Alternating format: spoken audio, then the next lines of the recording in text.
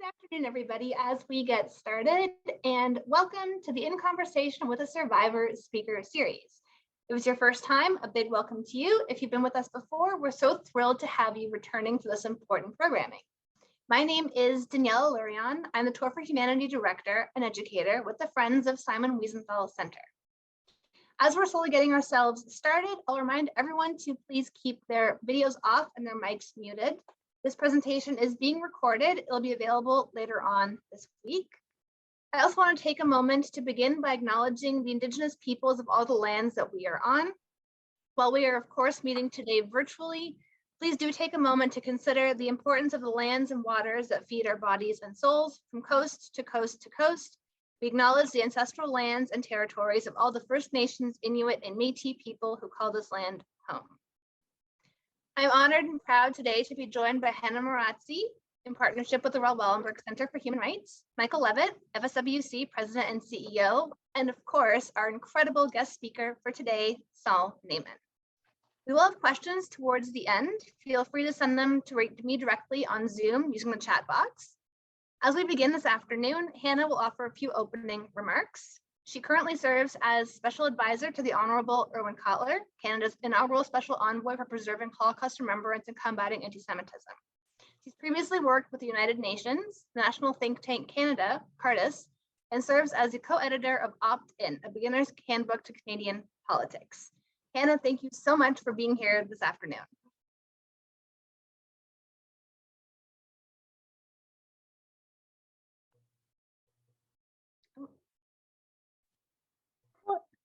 Hannah?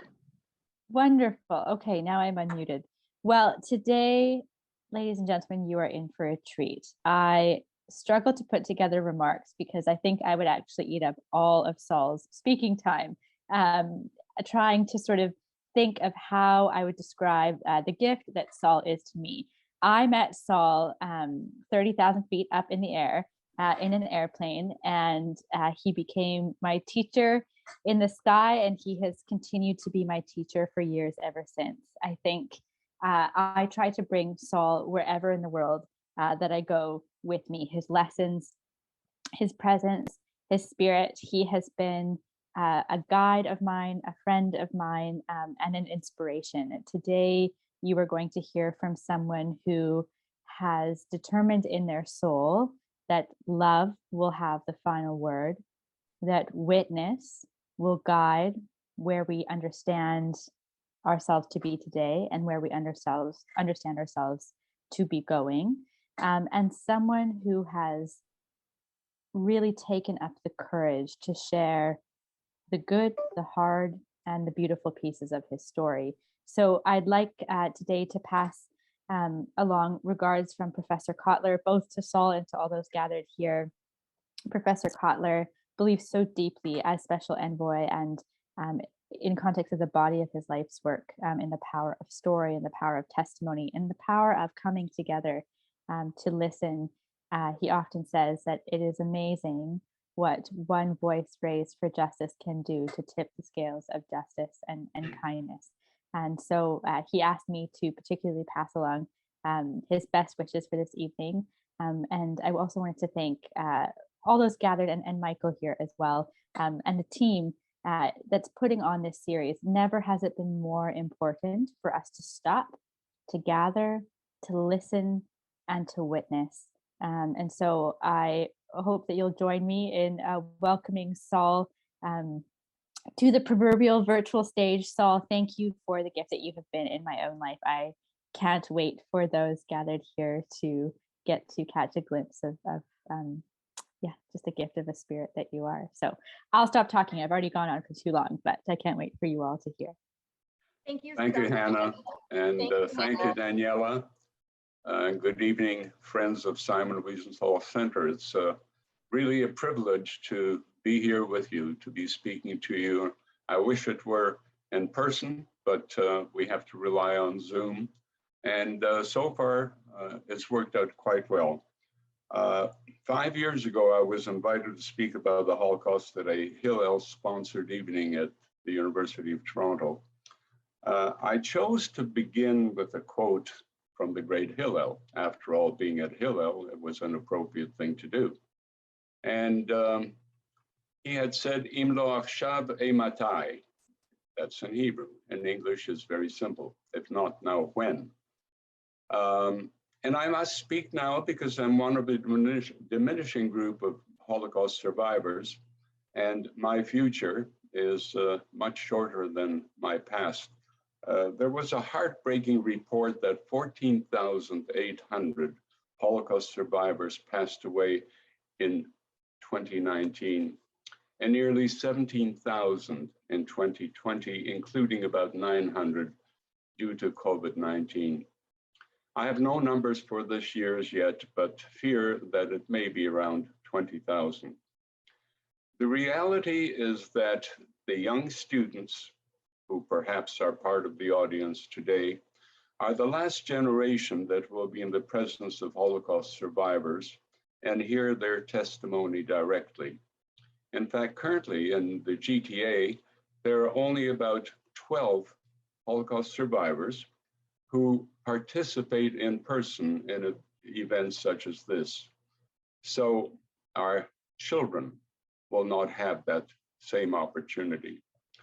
My mission is very simple, and that is to promote Holocaust education and genocide awareness, to inspire Jews and non-Jews alike to become new witnesses, to challenge Holocaust deniers, to oppose hatred, anti-Semitism, racism, and discrimination of any kind, to seek and not be afraid of truth, to speak out and not be indifferent bystanders, because we can then make a difference.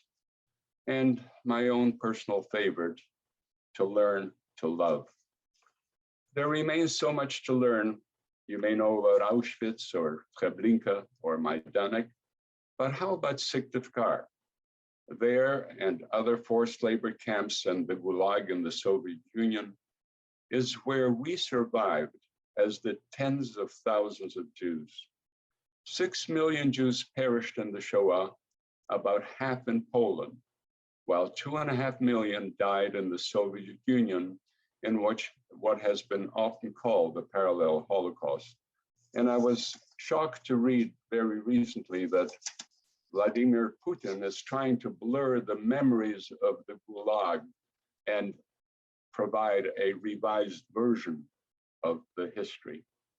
For many years, I had a conflict about being a survivor, not having been in a Nazi death camp, or not having lived under Nazi occupation. This changed on a visit to the Holocaust Memorial Museum in Washington. And that, by the way, is just a snapshot of where Syktyvkar is in the Soviet Union. And the Washington Museum defines survivors as all those who were displaced, persecuted, or discriminated against due to the racial, religious, ethnic, and political policies of the Nazis and their allies between 1933 and 1945. So I must make up for lost time now, and my family urged me to create a memento of my survival. So I wrote my story for my 75th birthday 11 years ago, dedicating it to my 5 grandchildren, and I will share some of the elements of my story with you. I simply call it Zadie's story. I was born on November 5th, 1935 in Stoczek Węgrowski, or as Jews preferred to call it, Stok, because it was much easier to pronounce. On June 20th of this year, I became the only survivor from Stok. The other one, with whom I shared many memories, passed away in the Rishon LeZion in Israel.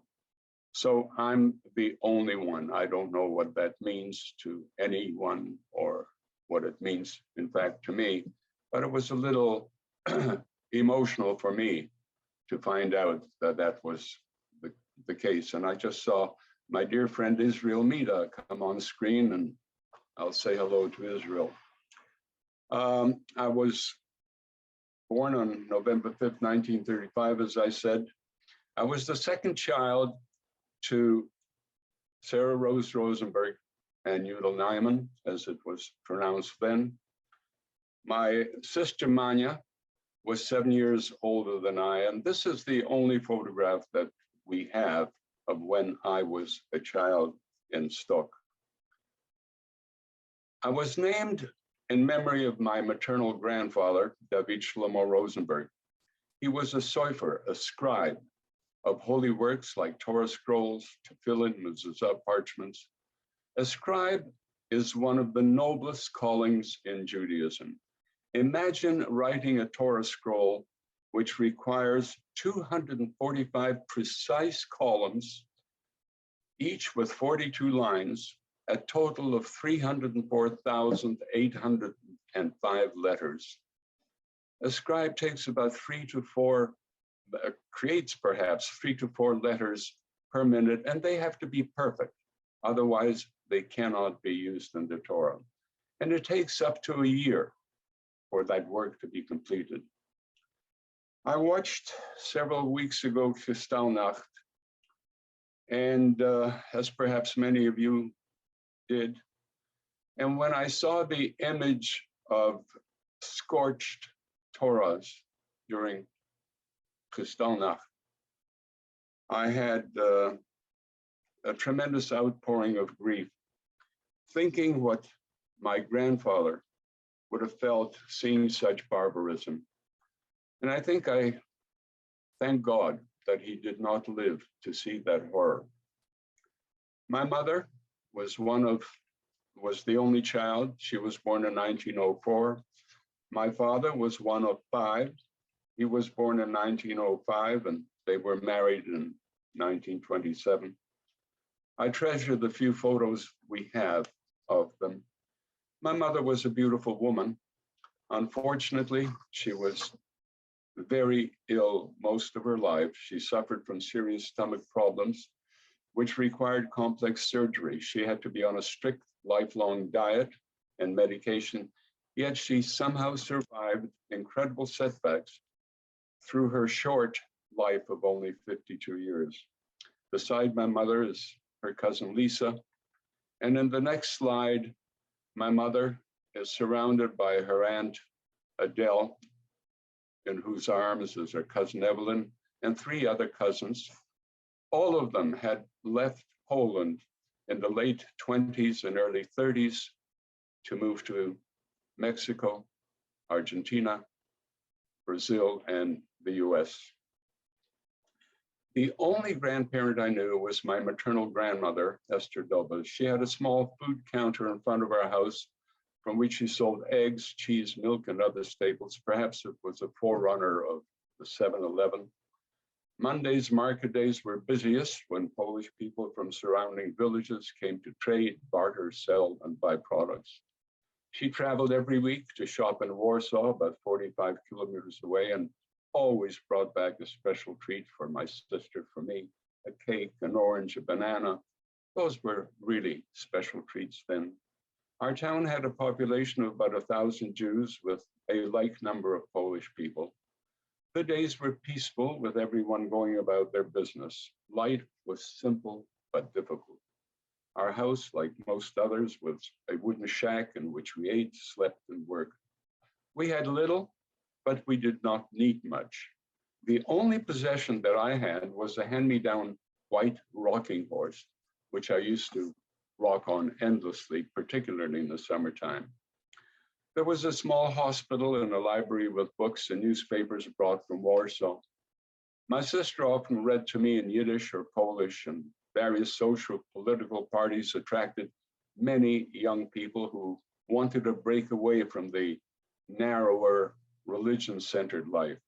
Most were socialist, left-wing party or communists. My father joined the left-wing Bund party. Life went on simply day to day until September 1st, 1939, when Hitler invaded Poland.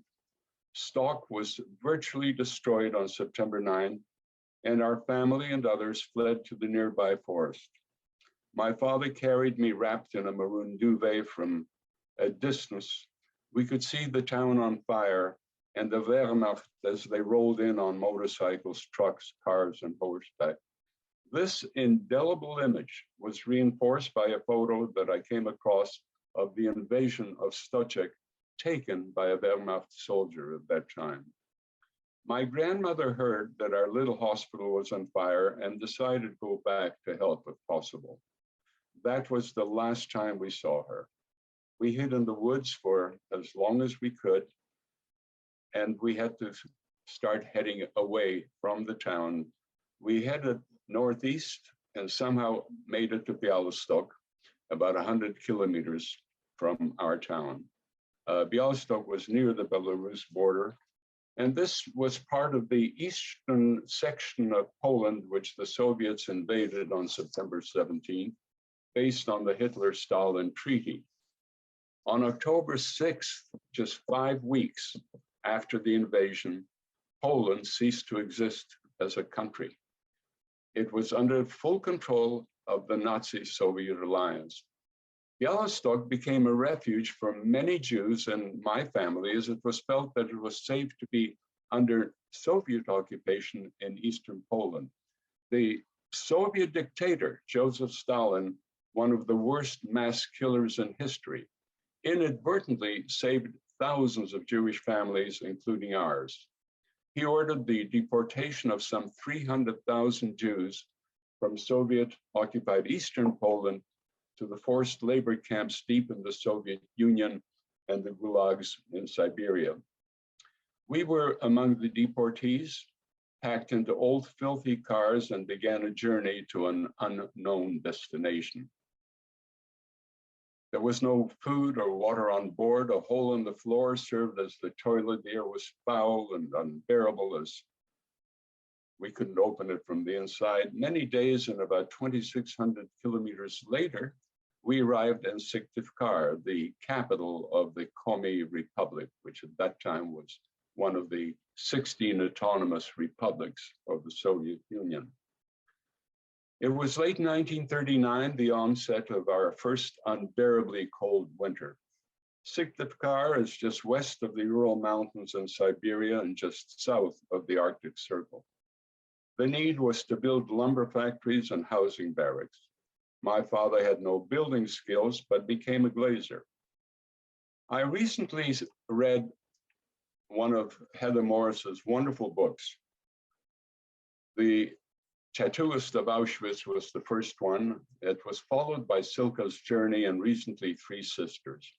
I particularly was enthralled reading Silke's Journey because she describes precisely what Silke had endured in a place very close to Syktyvkar.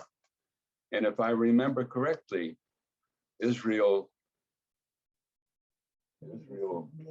Mida's father was in a similar area. And this gives you sort of a graphic image of what these places looked like. The native population of Komi was in many respects similar to the indigenous nations of Canada. And the watchtowers, the camp, that was home to so many of us. We were crammed into a small room in one of the barracks with another couple also named Mida, and we could never find out if there was any relationship to my dear friend Israel Mida. A hanging sheet separated us, and wooden planks served as beds, and we would burn peat or dried cow dung in a metal barrel for heat. The barracks had no sanitation. Toilets were outhouses with holes and wooden plaques outside the barracks. There was no running water or electricity. The rooms were separated by a long corridor, which became the squatting place for those who did not have a room. One young squatter whom my father found was Moishe, the only son of my father's brother. So Moishe entered our lives. Life was brutal, especially in winter, which seemed to last 8 months. Food was scarce, and there's no point in getting into detail because you've heard many, many stories of what went on in the concentration camps and in the labor camps. But it was, to put it simply, horrible. My father became a glazier. He worked a few kilometers away, and I would bring him his lunch, usually consisting of a piece of bread, some watery soup, and whatever else was available. I had to cross fields and through a forest to get to him. The fear of wolves was ever present, as were attacks by locals. But we had a long-term strategic objective of survival, and that was survive today and hope for tomorrow. The only thing that we had of value was the maroon duvet and several pieces of Fragé silverware from my parents' wedding gifts. Fragé was one of the most famous makes in Europe. Moishe traded some of those Fragé pieces on the black market for a 22-carat gold coin, and the coin was not as big as this one. It was a coin from the Tsarist era. It was very valuable, and anyone found with one would be in great danger. So the coin was sewn into the garment that I wore, and I only had one garment, so it was very easy to do that for safekeeping, as soldiers would rarely bother a child. And this coin later proved to be more valuable than its value in gold. We survived Syktyvkar for over 4 years, and 2 of the Fragé spoons survived till now. On June 22nd, 1941, Hitler broke his treaty with Stalin and launched Operation Barbarossa. The Soviet Union was invaded, and Hitler's Einsatzgruppen unleashed their slaughter by aided, I should say, by numerous locals. And that was consistent with Hitler's Lebensraum, his dream of expanded territories. And he said, when we speak of new territory, we must think of Russia. Destiny itself points the way there. Many Ukrainians initially welcomed the Germans as their liberators from the yoke of Soviet domination. Many became guards in Nazi death camps and participated with the SS Einsatzgruppen in horrible atrocities against Jews, with Babi Yar being one of the most notorious. 34,000 Jews, were shot in front of open pits in 2 days, men, women, and children. That's a killing rate of 17,000 a day, which equaled anything that ever happened in Auschwitz or Treblinka. There were about 1.5 million Jews in the Ukraine, of whom 600,000 perished. There was a great need to rebuild the republic, and it was gratifying to see that the government of Ukraine had elected several memorials to Babi Yar. We were shipped from Syktyvkar to a village near Hyberon in the Ukraine, a trip of about 2,300 kilometers in conditions similar to the one of 1939. The task was to rebuild a destroyed sugar factory, and we were placed in a small room in the factory barracks. A nearby family and his nearby farmer and his family, the Mogilas, unlike many Ukrainians who were pathologic anti-Semites, were very kind to us, especially to my mother, often sharing their farm products. And it has to be said, no survivor ever survived without the help of someone else. And if it were not for the Mogilas, I don't think my mother could have survived any longer than she did. I went to school, which was one big room with several grades in it. And there's an arrow that points to this little white rabbit cap that I wore to identify where I was standing. One evening, my father was trying to move a kerosene lamp in the barracks where we were. The lamp exploded when it was accidentally dropped, and my straw mattress was on fire. I was awakened by screams. My cot happened to be near the window. Moishe heard the screams, saw the flames, pulled me out, and I survived another day. The radio reports became more positive as the Soviet armies, led by Marshal Zhukov after the memorable battles of Moscow and Stalingrad, started advancing towards Poland and began a push to Germany. The war ended on May 7th, 1945, and our next stage of life was to begin. And for some reason, my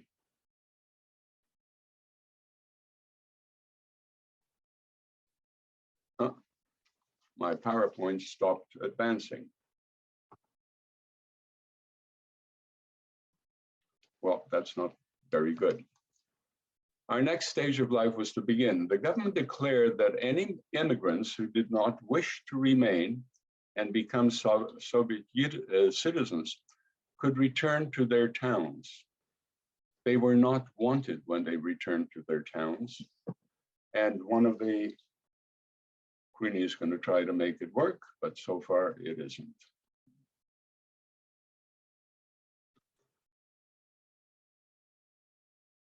Whoops, here we go.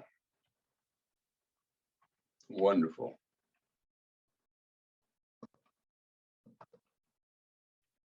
Just give me one more second. As I said, the war ended on May 7th, 1945. The war ended, but the killings had not. And one of the most brutal was in Kielce, Poland, where many Jews decided to return to their birth town. It was called the last pogrom of the 20th century. 42 Jews were murdered during a horrible, horrible pogrom. And I was in Kielce and stood at those 42 monuments, and I had to recite Kaddish on behalf of the group with whom I was. And then after nearly 3,000 kilometers through Czechoslovakia and Austria, we arrived in the Soviet zone of Lower Silesia. Here we were reunited with my mother's cousin Isser. It seemed ironic that we were in this town called in Polish, Boża Góra, or God's Mountain, when after nearly 6 years in the Soviet Union, without a trace of Judaism, no trace of Torah, no Shabbat, no religious services, the only God in the Soviet Union was Stalin, and the only religion was communism. So here we were in God's Mountain. In the summer of 1946, we were shipped to our next destination, a tent city. I don't recall exactly where it was. I think it was near Ulm. And here again, we were reunited with some of my mother's family, her aunt and uncle. It was a horrible place in the throes of summer. There was no sanitation or running water. The tents were like ovens. Everyone in our family except me was hospitalized from heat and hypothermia. The next stop was Wetzlar near Frankfurt in the US zone of West Germany. Wetzlar was the home of the Ernst Leitz camera factory where the 35 millimeter camera was invented. There's the original shot of the factory at that time and its 100th year anniversary, which is represented by a spool of film. Wetzlar was also home of a massive SS camp where we were housed among 4,200 EPs. We were reunited with another nephew of my father, other relatives and townfolk. And for the first time, we began learning of the horrendous atrocities committed by the Nazis. We had no knowledge about the Shoah during our time in the Soviet Union. Now photos were circulated of the death camps, Auschwitz, Majdanek, and Treblinka. We met survivors, heard their stories. I saw the numbers tattooed on their arms. I held a bar of soap made from the fat of Jewish people, stamped RIF, Reines Judenfett. And I saw a lampshade made from the skins of Jews. We were horrified to see so many Jews damaged physically and emotionally. They were the true survivors, and what we had endured paled by comparison. But we were starting a new life. We were again a family of 5. Unfortunately, when you see a photo of my mother in Wetzlar as opposed to a photo of her when she was a little younger, there's a dramatic change in how she looked, and also my father. We were reunited with another nephew of my father's, our relatives and townfolk. And as we started a new life, there were weddings, children were born, schools were established. I went to a Hebrew school and began learning Hebrew in earnest, soon becoming fluent. A sense of community prevailed. Zionism became rooted among many families, but we began worrying about our future. Those who wanted to go to Palestine knew that it would be difficult under the British mandate. The choices were a DP camp in Germany or a detention camp in Cyprus. And even after the declaration of Israel's independence on May 14, 1948, to which we listened in this class, and I'm there on the right side of the photo at the end of in the second row.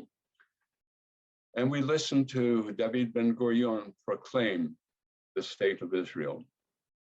But Israel was not a choice for us due to my mother's poor health. And also Israel was immediately attacked by its neighboring Arab nations. Lack of visas to North America or Western Europe created huge morale problems. We tried to get into the US, which proved futile. So the next target was Canada, where at one time, none is too many was the immigration policy regarding Jews. And one of the most popular songs at that time was in Yiddish, Wohin soll ich gehen? Tell me, where can I go? There's no place I can see. Where to go, where to go? Every door is closed for me. Now, Moshe led our efforts and had many meetings with Canadian officials. We were told that my sister and I would be accepted, but not my parents because of my mother's poor health. A family friend suggested that Manya and Moshe get married to see if that might improve our chances. So they obtained a bogus marriage certificate, but they were later officially married in Canada. We heard that Canada was accepting a limited quota of tailors to work in Winnipeg in the growing garment industry there. Several Canadian Jewish manufacturers, led by Max Enkin, Sam Poslins, and others, petitioned the government to allow tailors to come in and provided whatever was required by way of financial guarantees. It was finally agreed to admit 2,500 immigrants, but only half were to be Jews. So that created the Tailor Project. My father had to apply as a tailor, but he did not know one end of a needle from another. A cousin, who was a master tailor, took the test posing as my father. So with my father's tailored credentials and a fake marriage certificate, Moshe again met with the immigration official with whom he had spoken previously. And this time he brought a little gift, the Russian gold coin that we acquired years earlier in Syktyvkar. Lo and behold, we were granted a visa to Canada. So this little gold coin led us to this golden land. Later, I learned of the remarkable courage of Ernst Leitz, who invented the 35 millimeter camera. After Kristallnacht in 1938, he realized that German Jews would be in peril. He secretly established the Leica Freedom Train, enabling Jews to leave Germany as Leitz employees assigned to foreign offices. This story became known in a book and film. So Ernst Leitz, like Oskar Schindler and thousands of others, risked their lives to save Jews and are honored as righteous among the nations at Yad Vashem. The trip was scheduled for fall 1948, right after Rosh Hashanah, which we thought of as a new life, not just a new year. We gathered at the train station, and this time we were actually in train cars. And after a trip to Bremerhaven, we boarded the USS General Samuel Davis Sturgis, a transport ship of the US Navy. Our version of the Sturgis did not look like the one on the right of the slide. We departed on October 8th for Halifax, a journey of 9 days. On Shabbat, October 16th, we landed at Pier 21 in Halifax, and I saw George's Island with its famous lighthouse in the port. For me, it was like the Statue of Liberty, which I had seen in pictures. I spoke at Pier 21 on November 7th, 2 years ago. It was a very emotional day for me because 71 years after we had set foot there, I returned to speak at that wonderful place.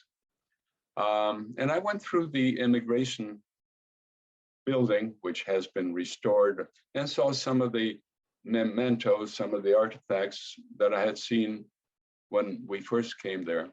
And one was this welcome sign in 7 languages. It's still there.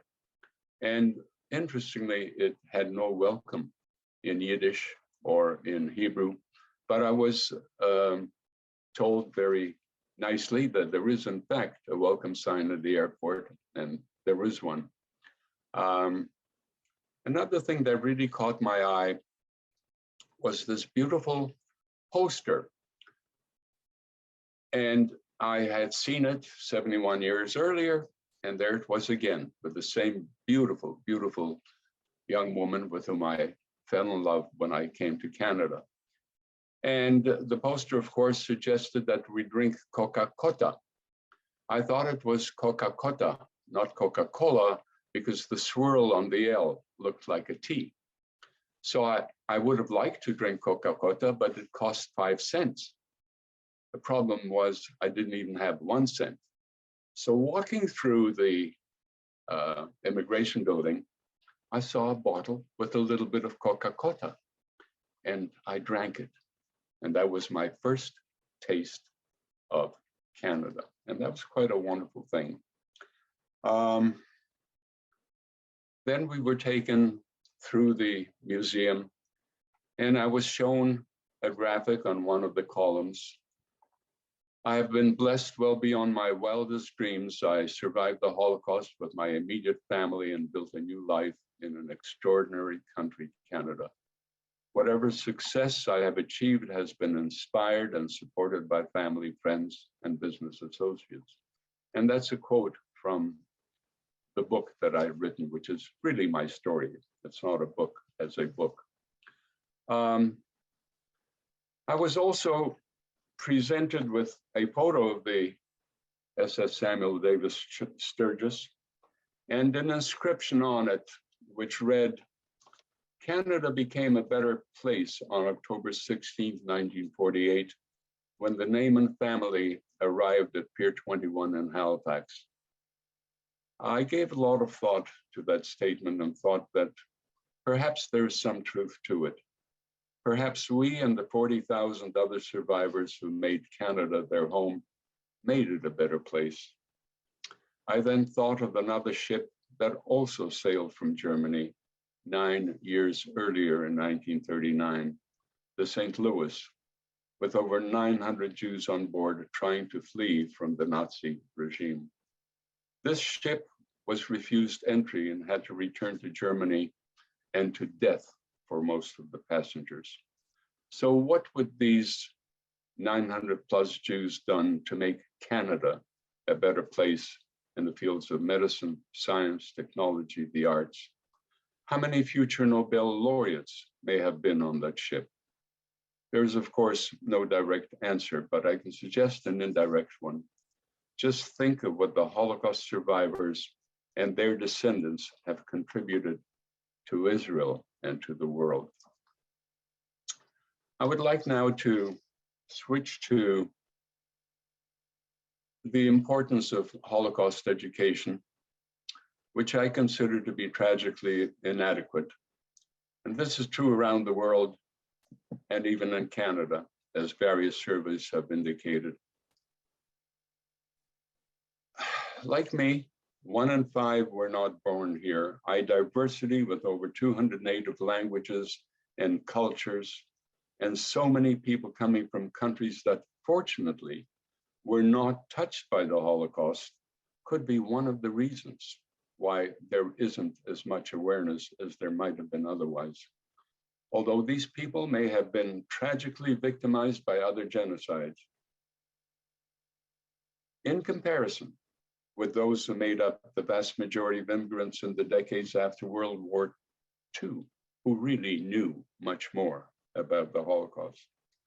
There are 5 very important points that I believe are key to Holocaust education. It is not memorizing that Hitler killed 6 million Jews.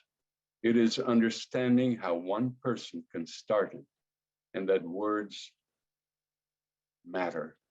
It is understanding how millions of ordinary Germans in one of the most brilliant cultural country in the world were convinced that it was required.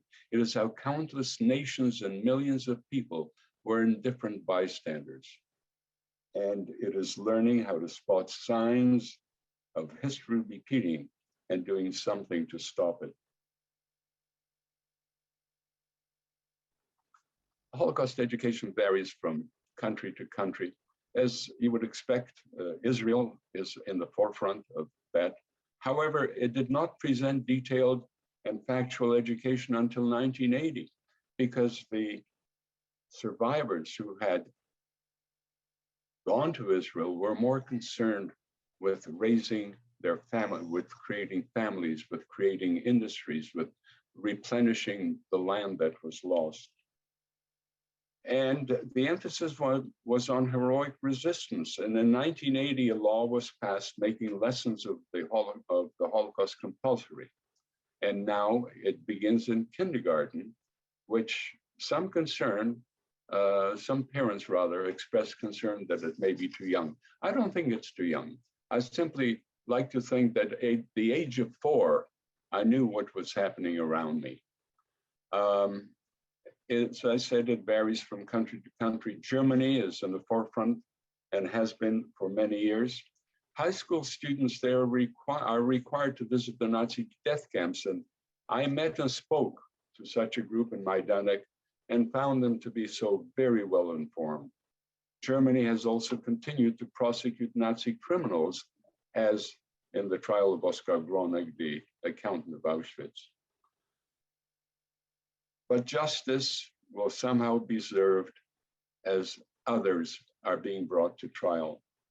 Australia and New Zealand have long held that Holocaust education is vital, as it is in Argentina, with the largest Jewish population in South America, perhaps atoning for harboring so many Nazis in the past. In the US, only 16 states require mandatory Holocaust education. I was interested to see what is happening in Colorado, where the governor on July 8th, 2020, signed into law legislation to include Holocaust and genocide education, and that was driven by the Jewish community and the Armenian communities of Colorado. And it was further ordained that on July 1st, 2023, local school districts must incorporate the adopted Holocaust and genocide standards into required high school, which would be required for high school graduation. And that's quite an interesting contrast with Texas, for example, which feels that in order to teach about Holocaust education, we must also teach what happened on the other side of the coin, namely Nazism, etc. So what can we do to achieve greater awareness? We all need to become educators. And in Oregon, which was the 16th state to adopt education, they've declared that it is designed to prepare students to confront the immorality of the Holocaust, genocide, and other acts of mass violence, and to reflect on the causes of related historical events. Now, 6 million victims of the Shoah no longer have a voice.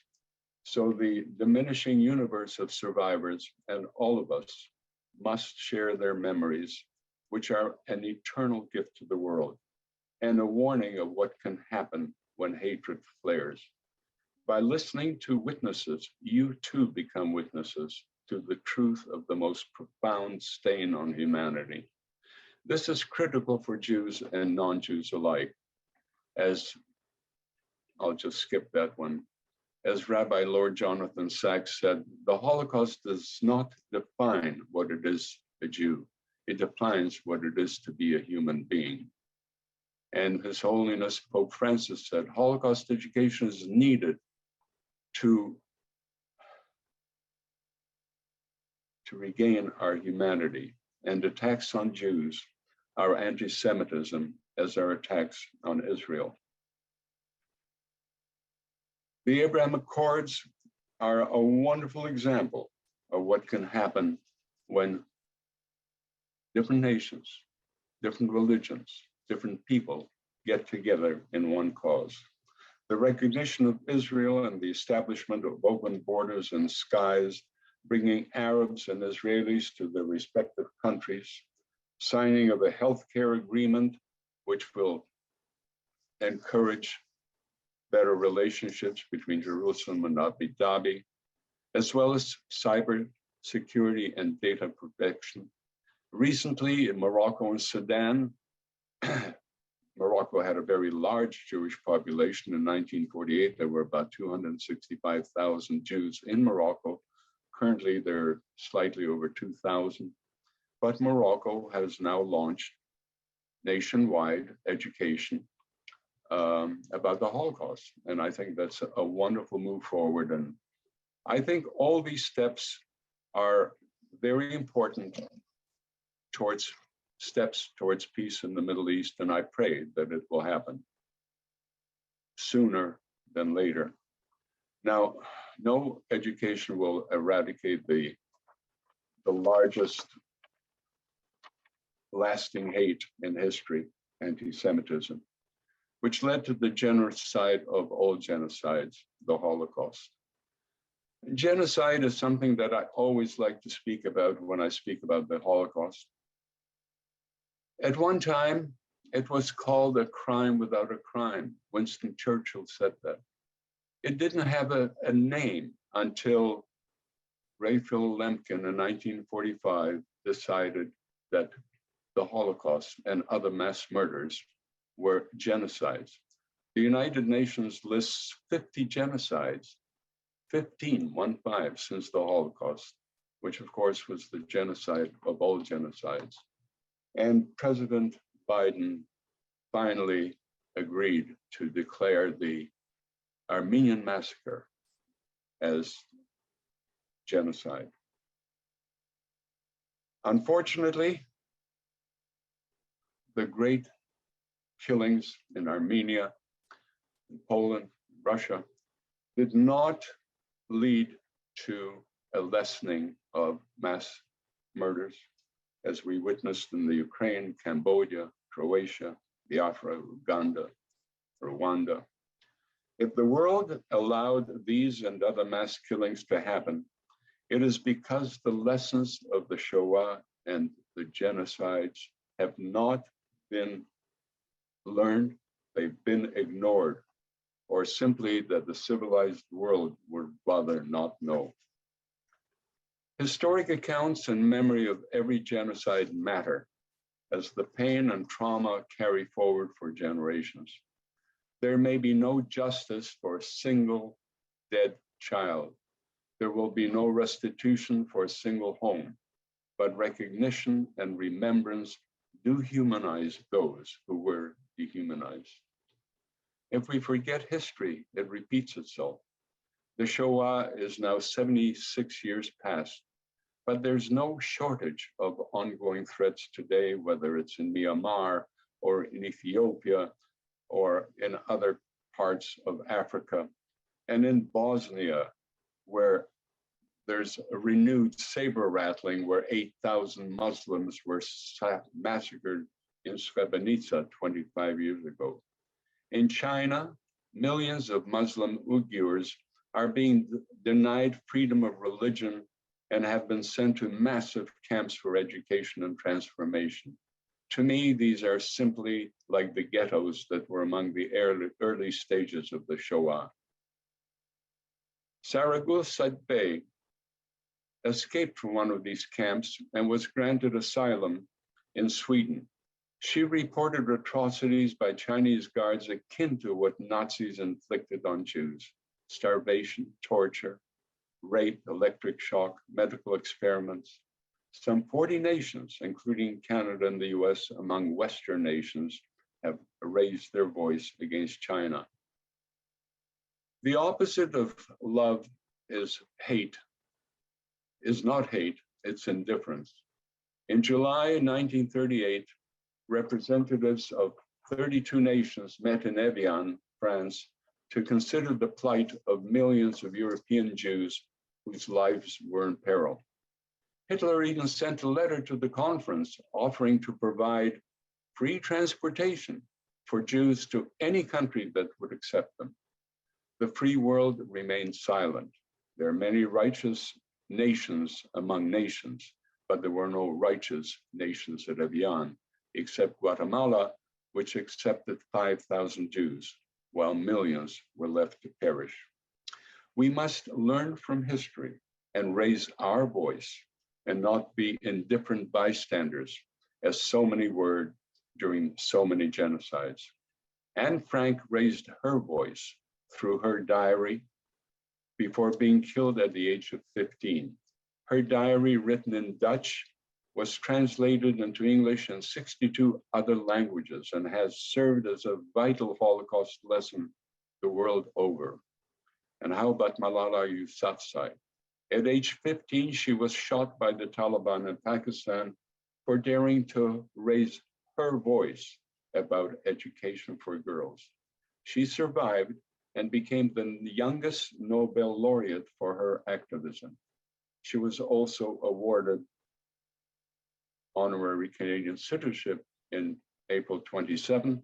And several weeks ago on a Tuesday, Malala married this wonderful young man who happens to be the captain of the Birmingham, of the cricket team.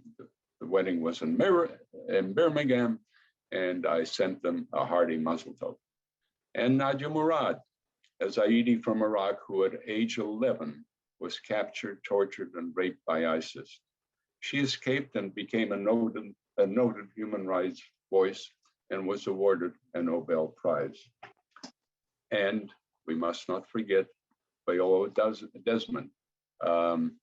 She has often been compared or has been linked or defined as the Rosa Parks of Canada. I prefer to suggest that she should be identified, that Rosa Parks rather, should be identified as the Viola Desmond of the US, because what Viola did preceded Rosa Parks by about 9 years. And she was such a wonderful voice to ensure that there was emancipation for the Black population of Nova Scotia and elsewhere. And of course, her wonderful image is on our $10 bill. And we must not forget Erwin Kotler, the voice of human rights. And I find it a privilege to be associated with him. The most brutal example of anti-Semitism was the Holocaust. Now, this scourge may have abated to some extent in the years that have followed, but it has not gone away. The sharp rise in recent years reflects the rise of right-wing extremism around the world and the rise of anti-Israel movements such as BDS. These activities peak anytime there's a conflict with Hamas, especially in Gaza. And I was shocked to read the other day that a young man from South Africa and 3 other people he was killed and 3 others were injured in a shooting in Jerusalem by a terrorist who was identified by Hamas as Fadi Abu Shikadam, a leader of Hamas, and of course Hamas are glorifying him. Unfortunately, Eliyahu David K, 26, a recent immigrant from South Africa, is not being glorified by Hamas.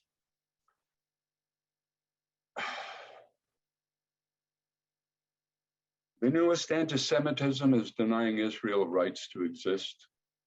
And Israel may have many warts, and one may criticize Israel, as I sometimes do. One may criticize any country or any government.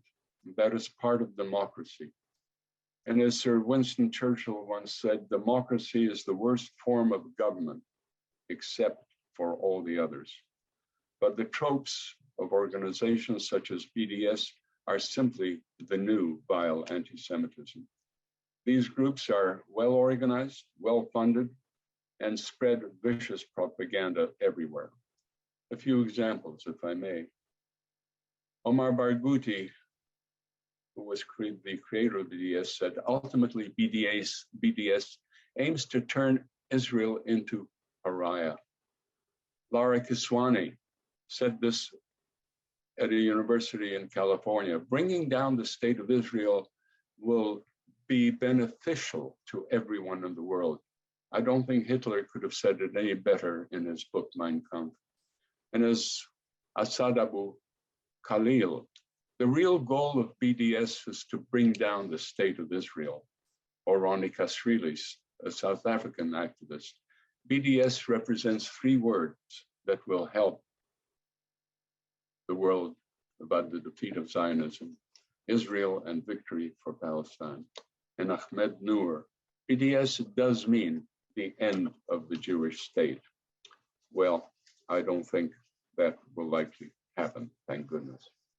Now, much of this hatred impacts our students in universities, impacts our people at work and others. We must not overlook the rise of racist, ultra right-wing and white supremacist groups in Hungary, Poland, Germany, the US, and around the world. They threaten all of us. They threaten indigenous nations, Muslims, Jews, people of color, Asians, LGBTQ, and others. We saw in Washington on January 6th a horrible manifestation of hatred, anti-democracy, anti-Semitism, and death. We saw what happened in Charlottesville.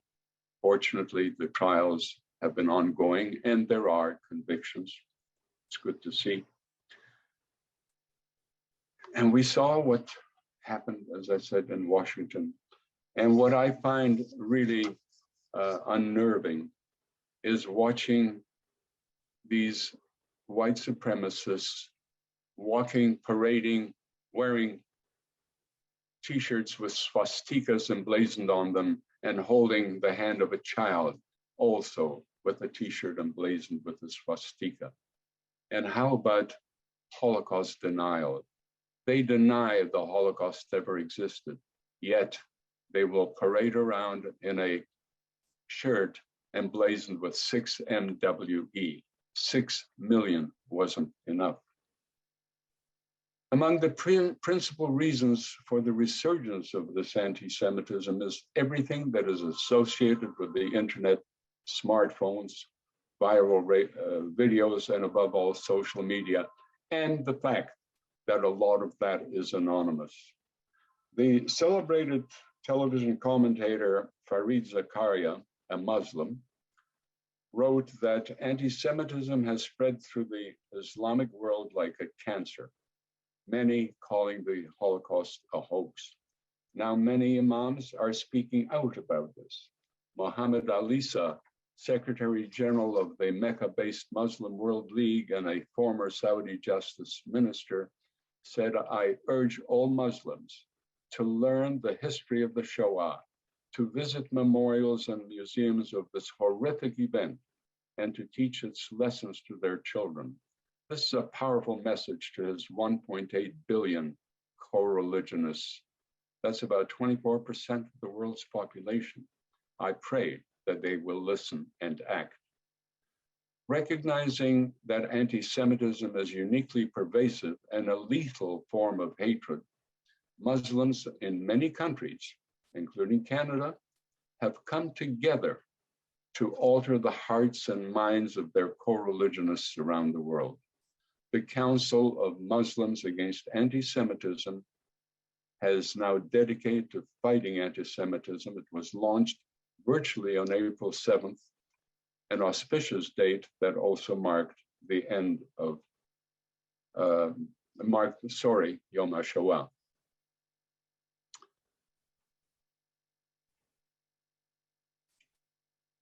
Hatred around the world, unfortunately, is rising. And Rabbi Sachs, of blessed memory, said, and I quote, "The hate of Jews did not begin with Jews and can only end when Jews decide to end it. And evil happens when people let it happen. And our best defense against it is never to forget where it leads." And Martin Luther King Jr., so powerfully, so correct. Darkness cannot drive out light. Only light can do that. Hate cannot drive out hate. Only light can do that. Danielle, were you going to cut in on something?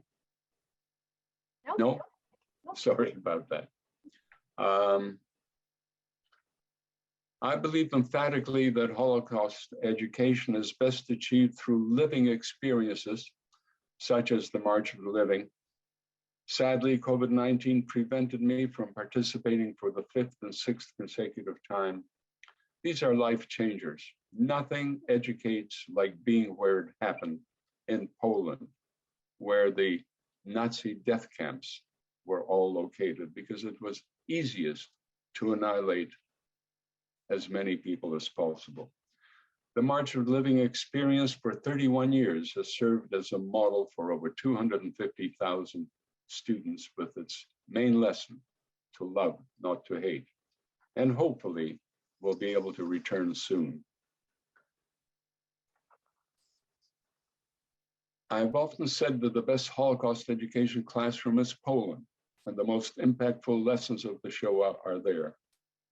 And after 1989, when Poland gained independence from the Soviets, many Jewish landmarks were restored and rebuilt, and none more compelling than the magnificent Poland Museum in Warsaw. By far, the best place to learn about Jewish life and the history that flourished in Poland for centuries.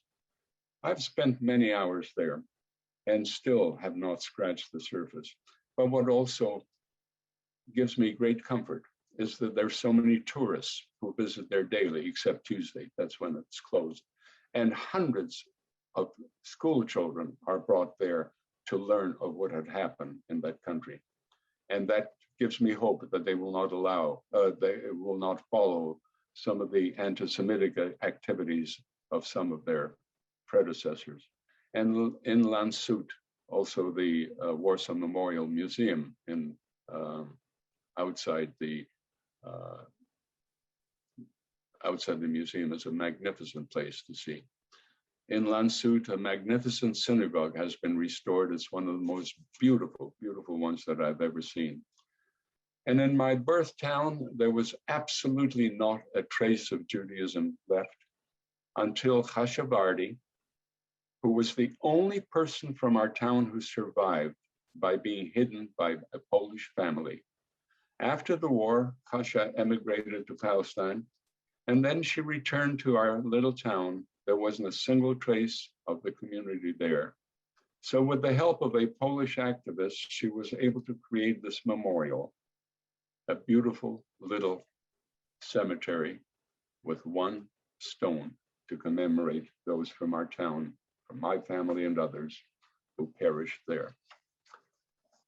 Sadly, tensions have arisen in Poland regarding the Holocaust and participation of Polish citizens in some of the atrocities.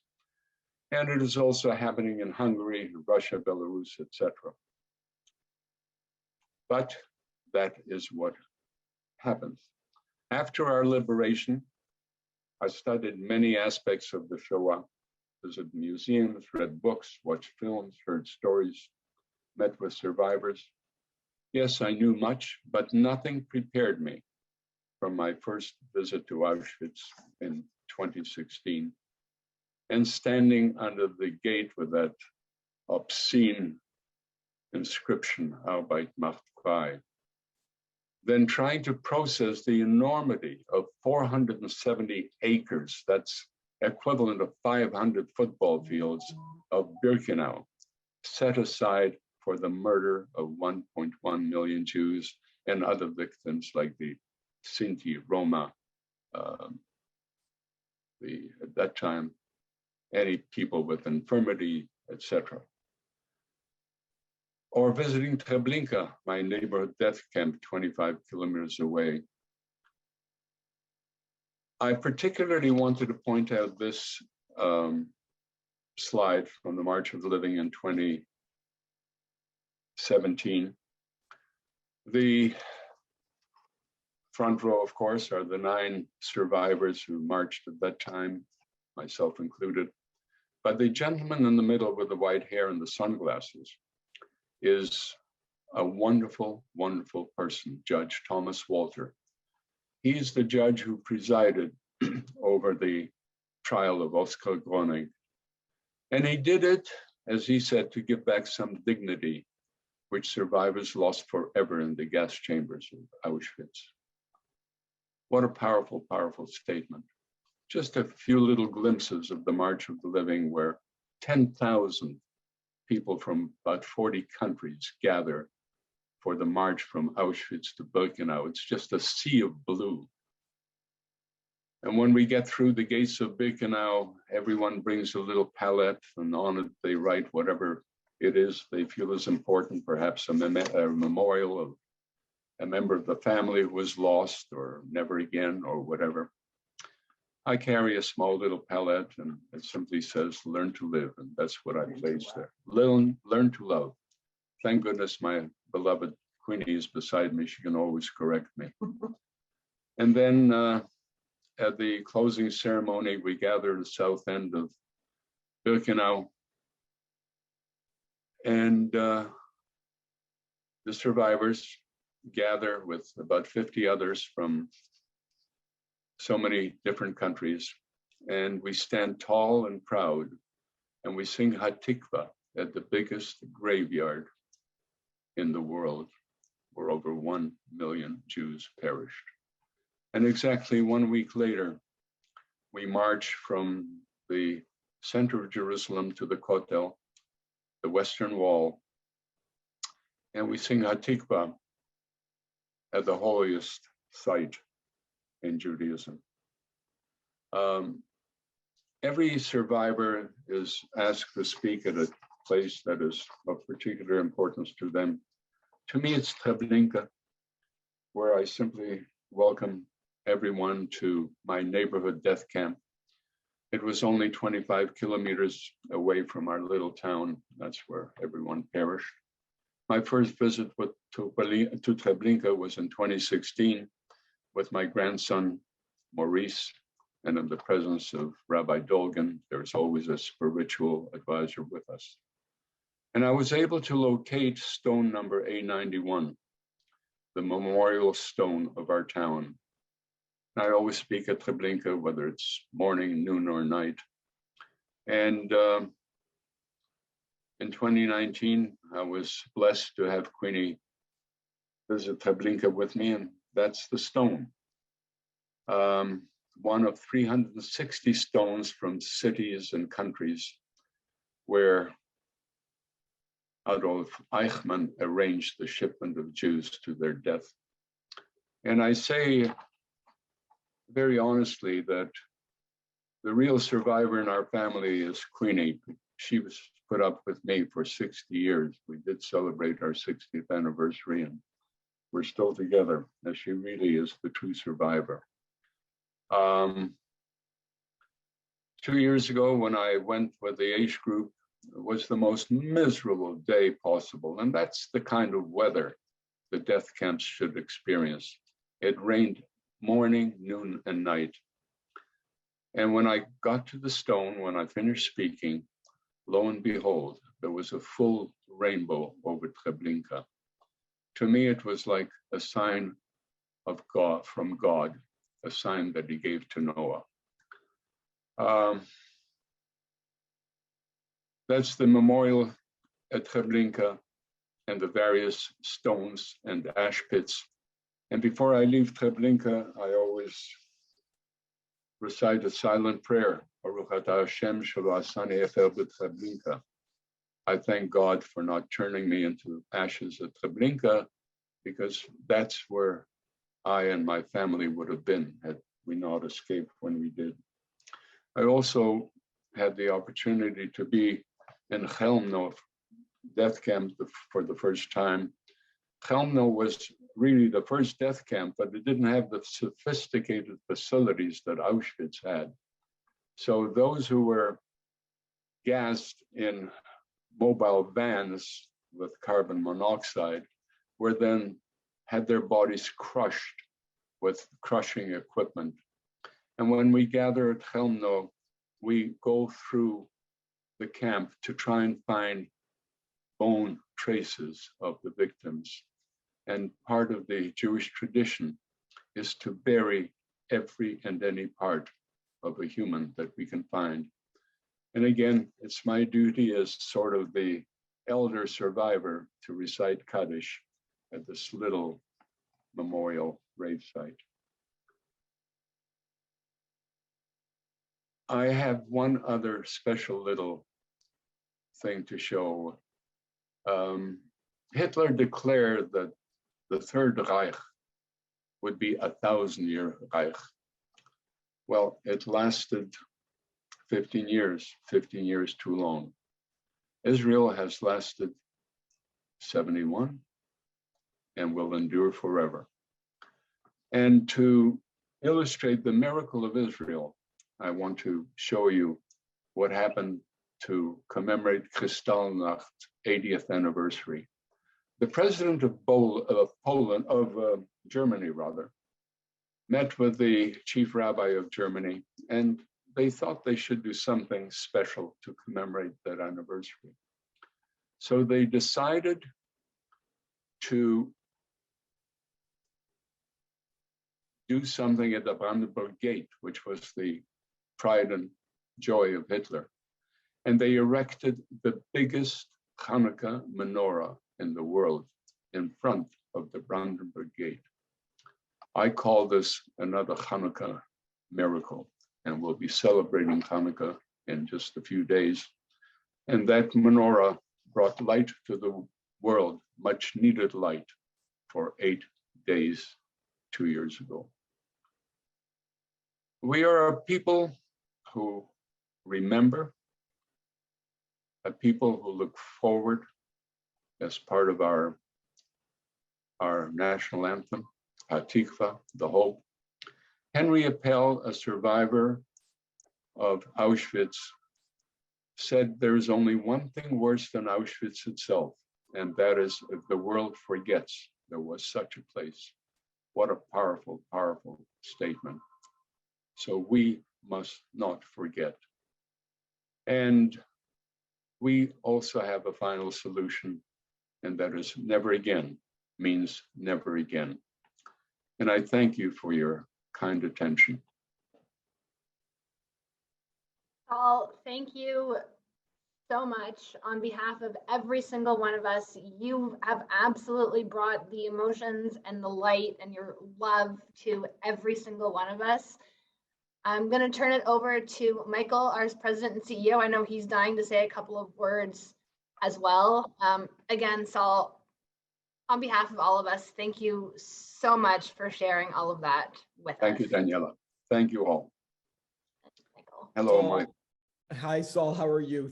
Thank you so much. You literally left no stone unturned, not just in sharing your own experience, but in contextualizing the importance of the work and the impact that you and so many of the other survivors have every day. And I want to go back to something you said, and it was education is learning how to spot the signs of history repeating and doing something to stop it. And I think that's incredibly profound. You pointed out so many of the challenges that are existing today for our Jewish community, for Zionists in terms of BDS and the constant vilification and demonization of Israel, but also the other human rights challenges in the world. You talked about the Uyghurs, and you talked about so many, Myanmar and the Rohingya. Absolutely, you're spot on. It's about being able to look at the past and learn from people like you and their experiences. And I know we've got other survivors that are here for this presentation. I think I saw Andy Reddy, and I saw a couple of others on the line. But the fact that you're still doing that important work, Sol, the fact that you're doing those visits and inspiring students and coming on and talking with groups like this is absolutely pivotal. And I'll mention one other thing. You talked about Holocaust education in Morocco, and I'm going to plug FSWC's work here. FSWC is actually training the Muslim Holocaust educators in Morocco and expanding that program with Association Mamouna, a partner that we have who's in Morocco, the ones on the front lines delivering. So listen, thank you so much for taking us through your journey, your experiences, and really tying it all together for us in a way that I think we're all going to be thinking about long into the evening tonight and into tomorrow as well, I'm sure.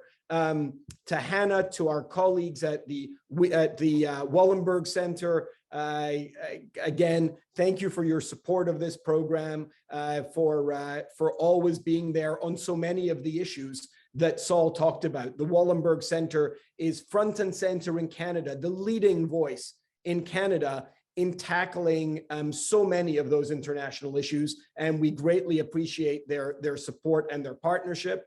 To Daniela and to the staff at FSWC that work so hard on bringing this programming together every couple of weeks, along with all the other education programs. I think Daniela was involved in about 4 different education sessions.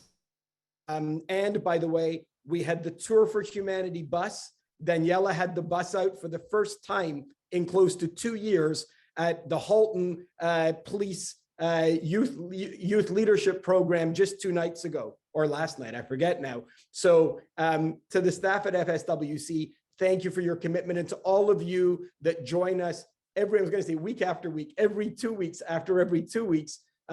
Thank you for continuing to be here to listen to and learn from profoundly important speakers like Sol and so many of the other survivors, not just from the Jewish community, but from all walks of life. And with that, I will bid you farewell. Thank you. Thank you, Michael. It was a Thanks, great Sol. privilege for me to be here. And thank you, Daniela, and thank you, Hanala, and thank you all for the wonderful courtesies that you've extended to me. And I'm available. Wonderful. We'll take you up on that, Sol. We will. Thanks. Thank you, everybody, for joining us again this evening. We'll see you here 2 weeks from today for December the 8th. You'll hear from me all very shortly. Have a wonderful evening. Michael, thank you for all of your words. And Sol, thank you again from the bottom of my heart for being here.